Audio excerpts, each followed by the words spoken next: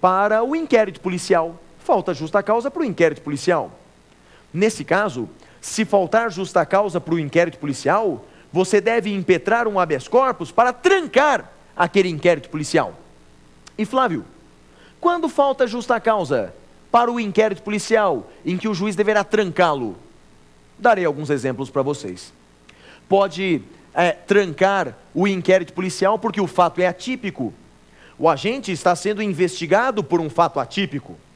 Outro exemplo, ele está sendo investigado no inquérito policial, mas houve uma evidente causa de exclusão da ilicitude ou da culpabilidade. Ou imagine que o crime está prescrito.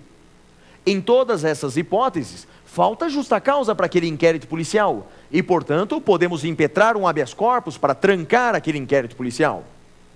Também ocorre falta de justa causa para prisão. Se o agente é preso de forma irregular, uma prisão preventiva irregular, uma prisão temporária irregular, cabe habeas corpus contra essas prisões por falta de justa causa.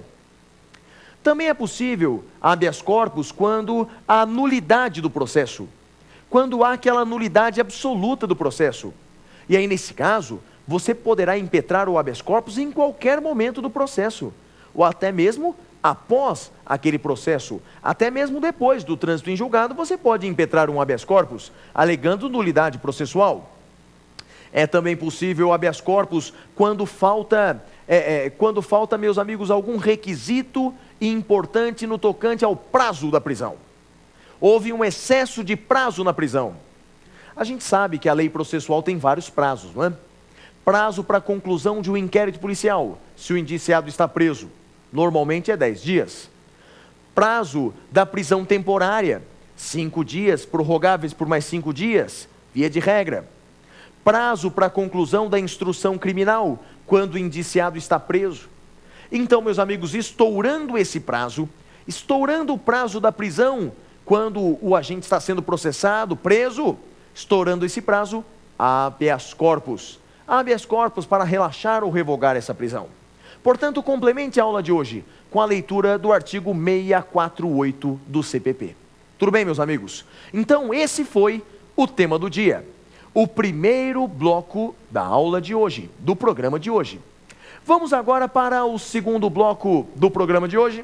Lembrando que você pode sempre entrar em contato conosco através do e-mail provafinal@lfg.com.br. Mas vamos para o segundo bloco. Um bloco em que os telespectadores participam, fazem suas perguntas. Vamos ver quais são as perguntas do tema de hoje, do programa de hoje? Vamos lá, pergunte ao professor.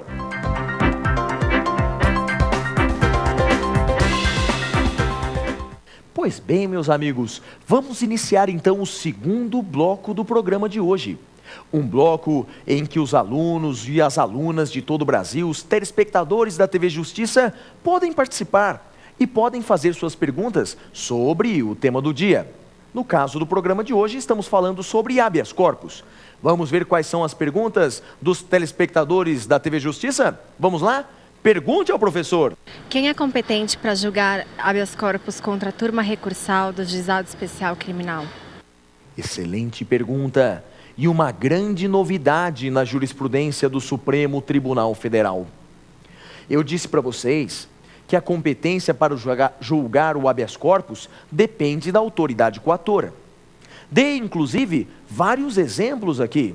Falei do delegado, se o delegado é autoridade coatora, habeas corpus para o juiz. Falei que se o juiz é autoridade coatora, habeas corpus para o TJ ou para o TRF. Falei que se o TRF é autoridade coatora, ou TJ, a competência será do STJ. E falei também se o STJ é autoridade coatora, o habeas corpus deve ser endereçado ao STF. Mas a pergunta que me foi feita é uma pergunta interessantíssima. E se a turma recursal do Juizado Especial Criminal é a autoridade coatora? Pois bem, meus amigos, a gente sabe, e há previsão na própria Constituição para isso, lá no artigo 98, acima dos juízes, dos juizados especiais criminais, não há necessariamente um tribunal. Acima dos juízes, dos juizados especiais criminais, há uma turma recursal, também chamada de colégio recursal. são juízes da mesma instância, julgando aquelas questões objeto de recurso no juizado especial criminal. E a pergunta é: e se a turma recursal é autoridade coatora, habeas corpus para quem?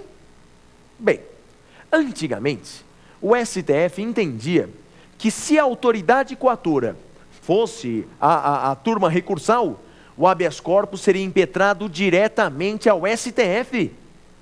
Veja que loucura!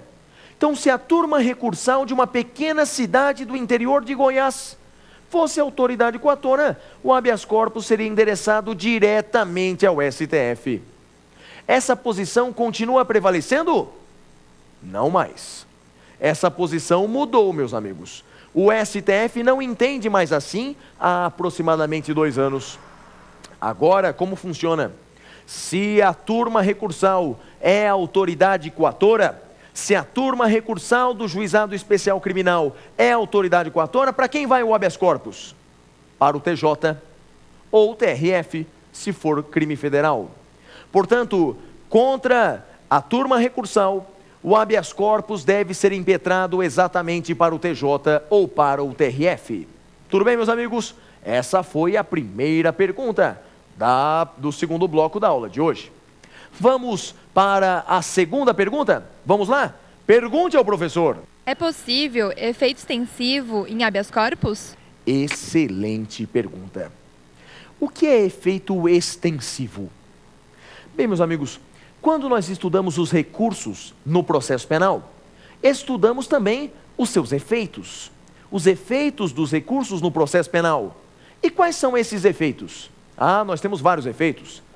Temos o efeito devolutivo, temos o efeito extensivo, temos o efeito iterativo e temos o efeito extensivo.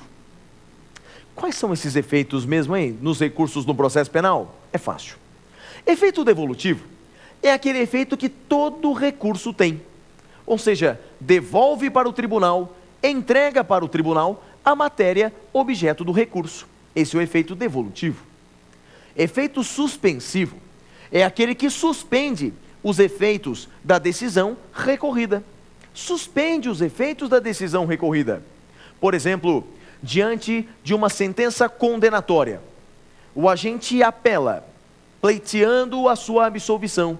Via de regra, terá efeito suspensivo, suspenderá os efeitos daquela condenação, esperando o julgamento do recurso.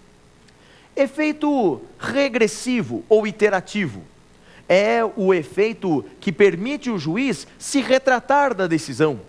É o que acontece, por exemplo, no recurso em sentido estrito. Mas a pergunta que me foi feita versa sobre o último efeito dos recursos, o efeito extensivo. O que é o efeito extensivo? Acontece nos recursos no processo penal.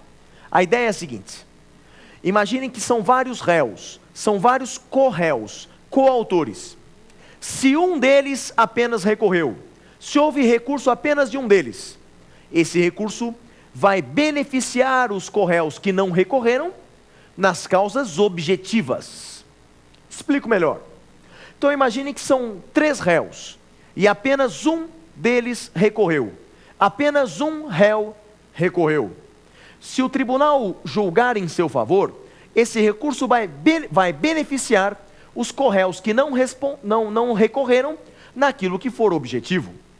E a pergunta que me foi feita é: esse efeito extensivo também vale para o habeas corpus? E a resposta, meus amigos, é a seguinte: embora não haja previsão no CPP sobre isso, eu digo para vocês que sim, que o efeito extensivo, ele se aplica para todos os remédios constitucionais, não apenas para os recursos no processo penal. Então se aplica sim o efeito extensivo previsto no artigo 580, se aplica também para o habeas corpus. Então se apenas um co-réu impetrou o habeas corpus, esse habeas corpus vai beneficiar todos os outros co-réus. E olha, tem até um exemplo concreto que a mídia noticiou. O habeas corpus impetrado pelo banqueiro Daniel Dantas e que foi concedido pelo Supremo Tribunal Federal. Aquele habeas corpus beneficiou não apenas o Daniel Dantas, mas beneficiou todos os réus que tinham sido presos de acordo com o mesmo procedimento.